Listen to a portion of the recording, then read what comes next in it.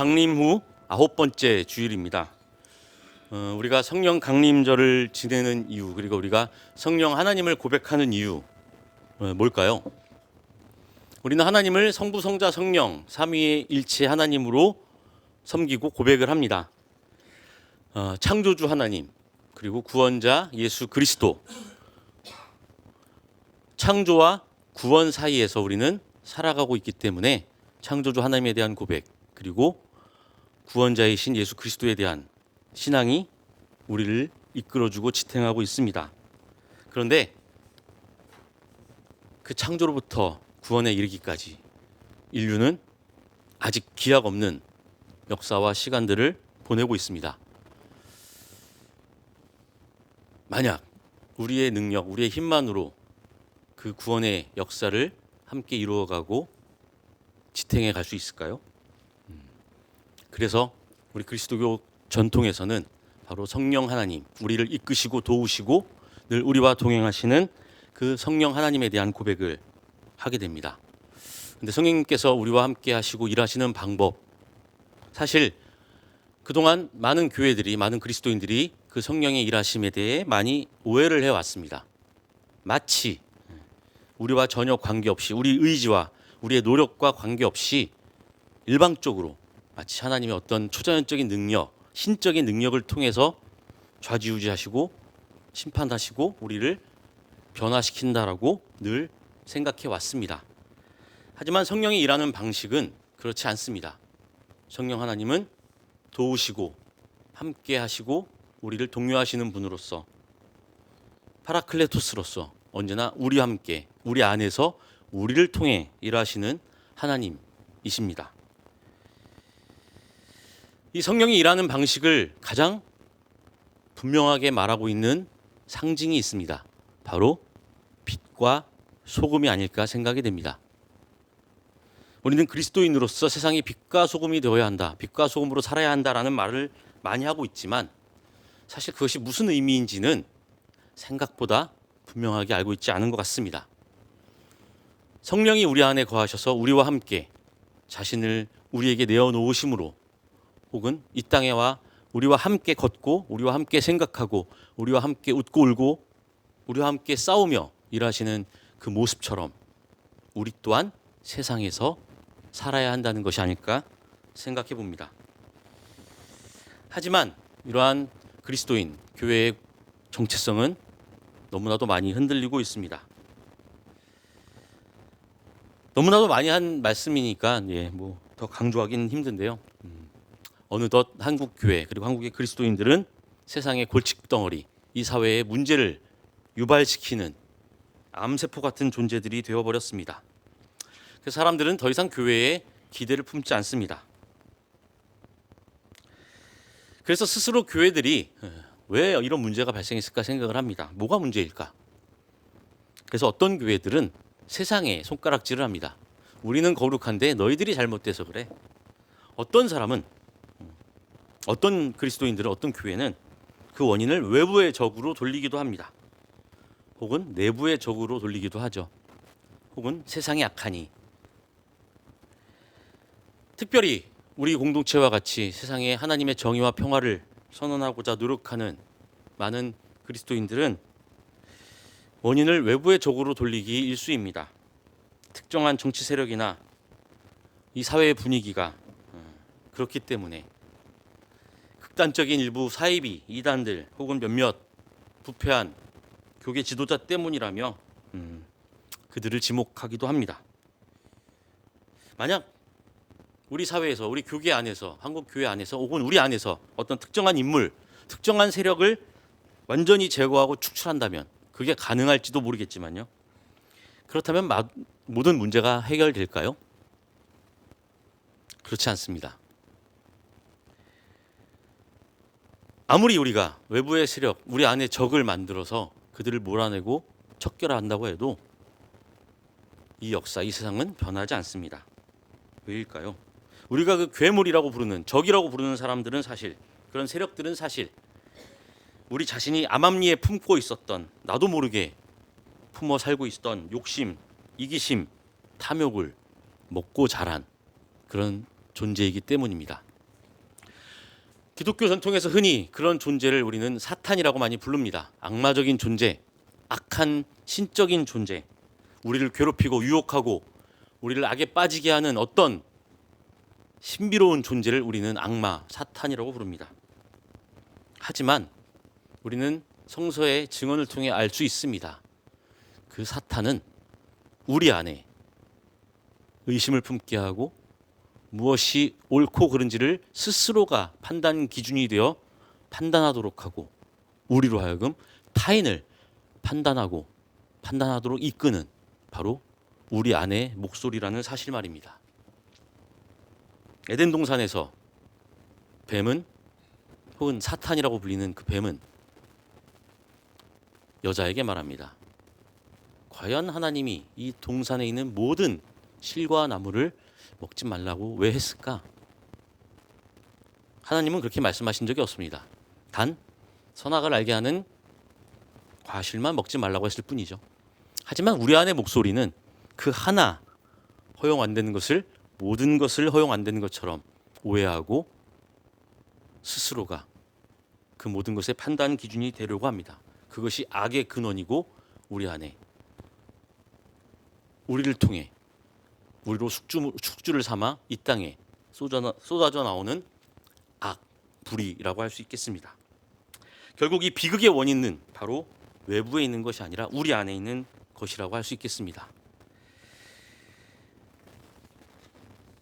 오늘 우리는 이런 암울한 현실 앞에서 이제 누군가를 대상으로, 적으로, 타격으로 삼는 것이 아니라 가슴을 치며 우리 스스로가 하나님 앞에 옷을 찢는 심정으로 살아가야 할 것입니다.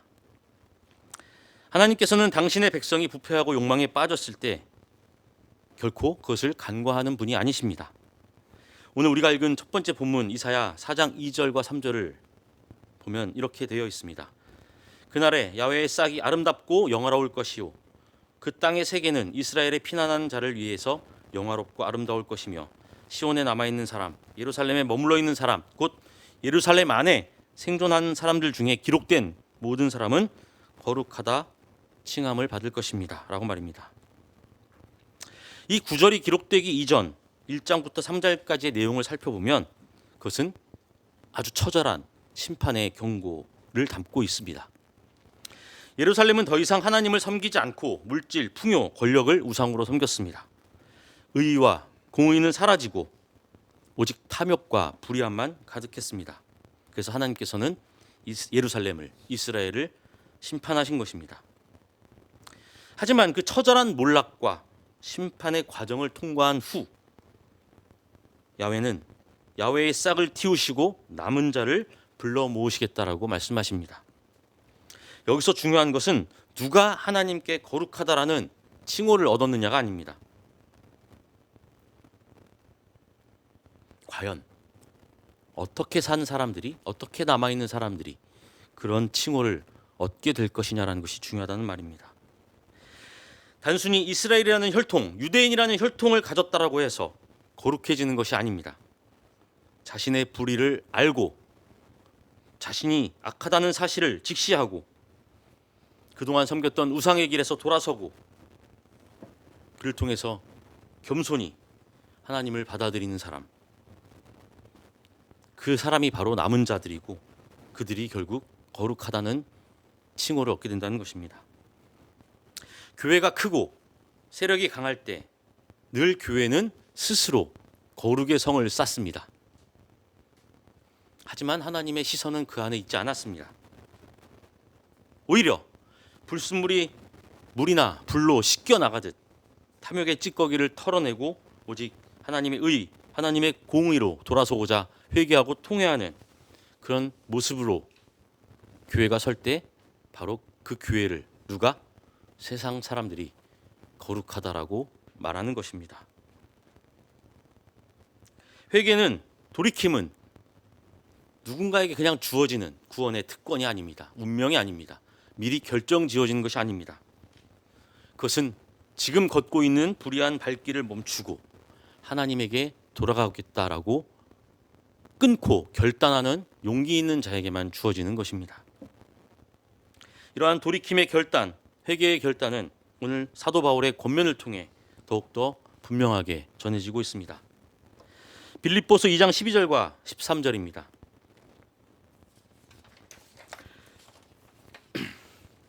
그러므로 사랑하는 여러분, 여러분이 언제나 순종한 것처럼 내가 함께 있을 때뿐만 아니라 지금과 같이 내가 없을 때에도 더욱더 순종하여서 두렵고 떨리는 마음으로 자기의 구원을 이루어 나가십시오. 하나님은 여러분 안에서 활동하셔서 여러분으로 하여금 하나님을 기쁘게 해드릴 것을 염원하게 하시고 실천하게 하시는 분입니다. 사도 바울은 이처럼 우리에게 충격적인 명령을 던집니다.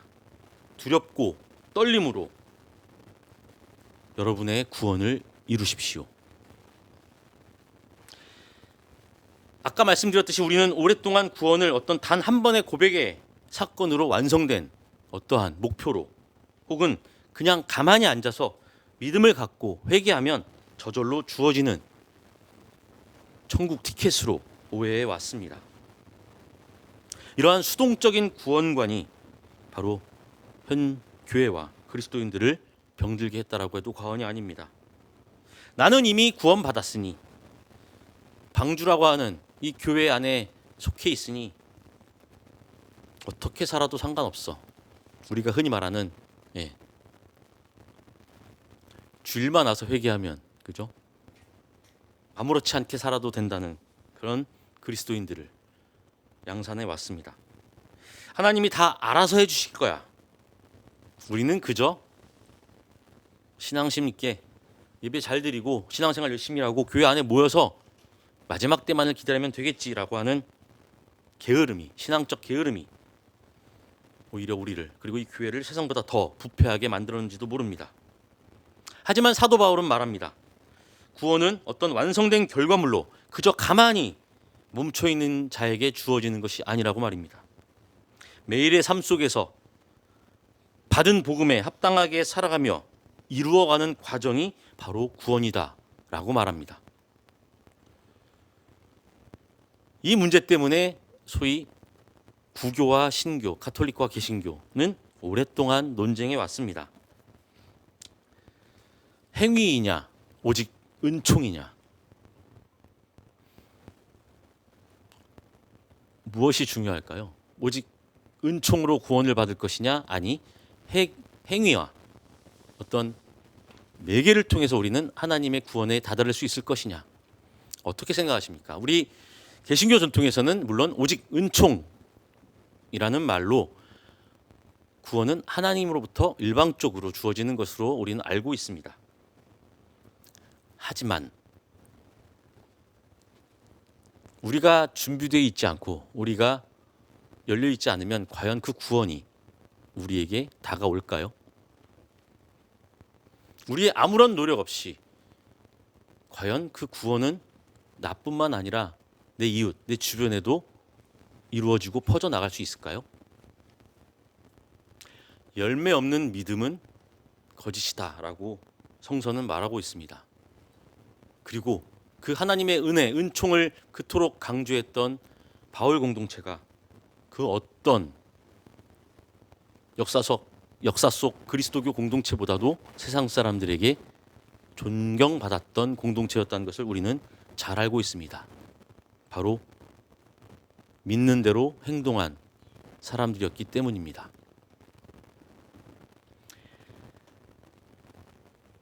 하나님께서는 우리를 로봇처럼 꼭두각시처럼 그냥 자신의 의지대로 움직이는 그런 분이 아니십니다. 하나님은 바로 성령을 통해서 우리 안에서 우리로 하여금 일하고 움직이도록 하시는 분이십니다. 바울은 이러한 것을 구원을 이루어가는 구체적 삶을 통해 삶의 모습을 통해 설명하고 있습니다. 빌립보서 2장 14절에서 15절입니다. 무슨 일이든지 불평과 시비를 하지 말고 하십시오. 그리하여 여러분은 흠이 없고 순결해져서 구부러지고 뒤틀린 세대 가운데서 하나님의 흠없는 자녀가 되어야 합니다. 그리하면 여러분은 이 세상에서 별과 같이 빛날 것입니다. 하나님의 자녀라는 이 신분은 한 번 받으면 영원히 사라지지 않는 그런 것이 아닙니다. 한 번 양반으로 태어나면 죽을 때까지 양반이고, 한 번 왕족으로 태어나면 죽을 때까지 왕족으로 죽는 그런 신분도 아닙니다. 한 번 열심히 공부해서 고시에 합격해서 얻게 되는 자격증도 아닙니다.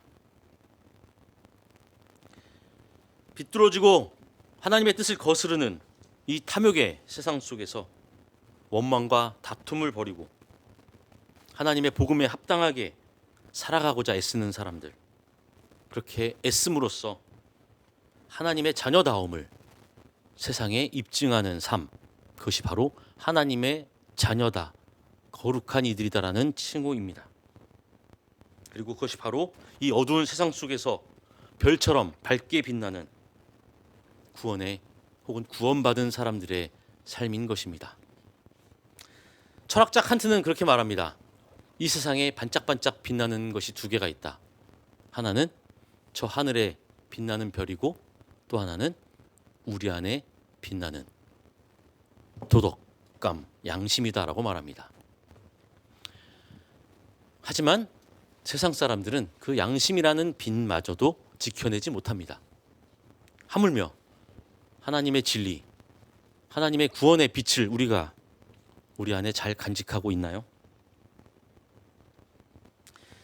이 어둠의 세상 속에서 우리가 하나님의 자녀로서 살아가고 이루어야 할 구체적인 정체성은 무엇일까요? 오늘 마태복음 5장에서는 이렇게 말합니다.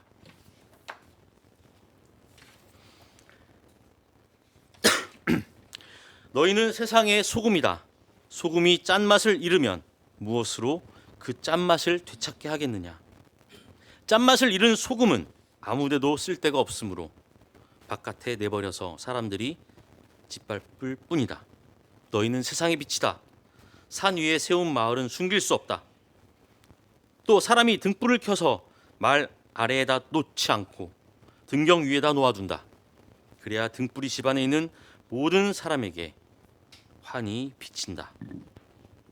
이와 같이 너희의 빛을 사람에게 비추어서 그들이 너희의 착한 행실을 보고 하늘에 계신 너희 아버지께 영광을 돌리게 하라.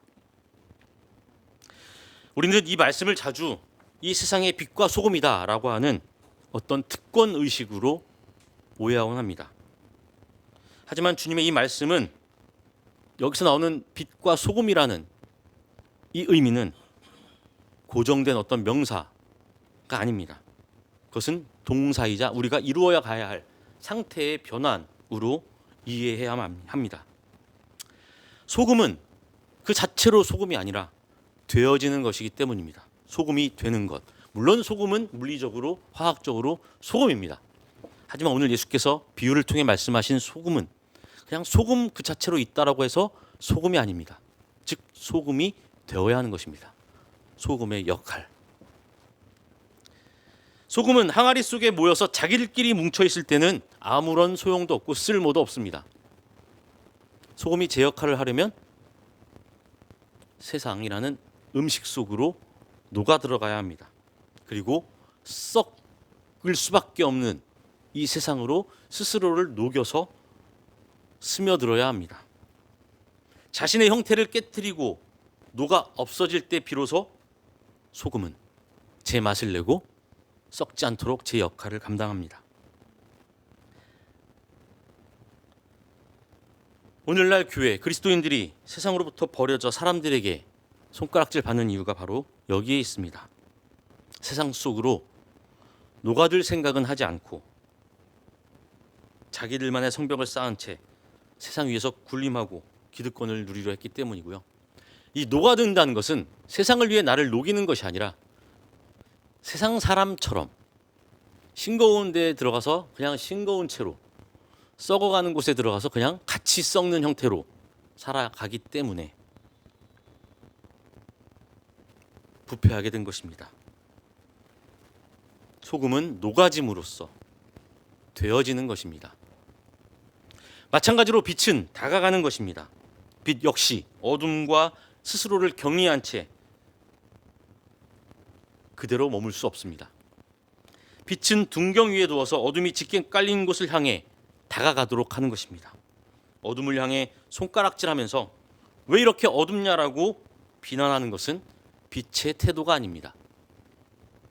아무리 깊은 어둠이라도 작은 빛 하나가 다가가면 그 어둠은 사라집니다. 빛이 어둠과 선을 긋고 스스로를 고립한다면 어둠은 이 세상에서 자신의 세력을 더 강화할 것입니다. 그래서 우리는 세상에 빛을 비추어야 합니다. 그래서 우리의 착한 행실을 통해서 사람들이 그 빛을 통해 하나님을 발견하도록 하는 것입니다. 하나님의 자녀로서 구원은 내 영혼, 나 하나 천국 가는 그런 수동성 안에만 갇혀 있지 않습니다. 세상 속에 들어가 녹아드는 소금이 되고 어둠 속으로 다가가 빛이 되어 우리의 착한 행실, 하나님의 정의, 공의, 하나님의 사랑, 나눔, 희생, 평화를 일굼으로써 실천함으로써 세상에 하나님의 구원과 하나님 나라가 바로 지금 여기에 있다라는 것을 드러내주는 것이 바로 하나님의 자녀로서의 우리의 일입니다. 물론 우리 들꽃 향림 공동체는 오랫동안 빛과 소금이 되기 위해 되어가기 위해 노력해 왔습니다. 하지만 제가 이 말씀을 드리는 이유는 이제 우리가 가야 할 길이 지금 와온 길보다 더 길고 또 더 다양한 길이 될 수 있기 때문입니다. 우리는 하나님의 구원에 대한 오랜 수동성과 안일함을 경계하고 늘 깨어 있어야 합니다. 하나님이 알아서 회복시켜 주시겠지. 언젠가 천국에 가면 다 해결되겠지. 그것이 아니라 지금 하나님께서 우리에게 물으시는 질문, 너희는 내 자녀로서 마땅히 살아야 할 그 길을 걷고 있니? 라고 하는 질문 앞에 늘 우리 자신을 내세워야 합니다. 우리가 세상의 빛과 소금이 되는 것은 저절로 혹은 단 한 번 주어지는 사건이 아닙니다. 그것은 우리가 날마다 우리 안에 탐욕을 버리고 예수 그리스도의 길, 그 기준을 따라 살아가고자 날마다 결단하는 존재의 방식이며 삶의 방향입니다. 거짓 그리스도를 전하고 자신의 이익과 세력을 위해서 약자와 소수자를 짓밟고 탐욕의 우상을 섬기고 그것이 마치 하나님인 양 떠벌리는 사람들, 그 사람들, 대적자를 두려워하지 않는 용기가 우리에게 필요합니다. 그리고 그들을 향한 분노보다는 그 분노의 마음을 뺏기기보다 지금 우리가 먼저 예수가 걸어가신 그 정의와 진리, 사랑의 길로 가고 있는지를 늘 돌이켜 되물어야 합니다. 우리 교회의 어떠한 외적인 규모, 형식, 영향력 이런 것들을 잃어버릴까 두려워하는 것이 아니라 우리 안에 기생하고 있는 이기심과 만몬의 탐욕을 늘 십자가에 내어놓아 우리 스스로를 소금과 빛으로 만들어 가야 합니다. 세상과 선을 긋고 혹은 우리가 불의하다라고 생각하는 사람들과 경계를 쌓고 그저 거룩한 척, 정의로운 척 머물러 있는 것이 아니라 그들에게 다가가 고통받는 이웃 그리고 이 사회의 그늘질 곳에 다가가 우리 스스로가 소금이 되어 우리 자신을 녹여내고 빛이 되어 우리의 선함을 통해 그 어둠을 비추어야 합니다.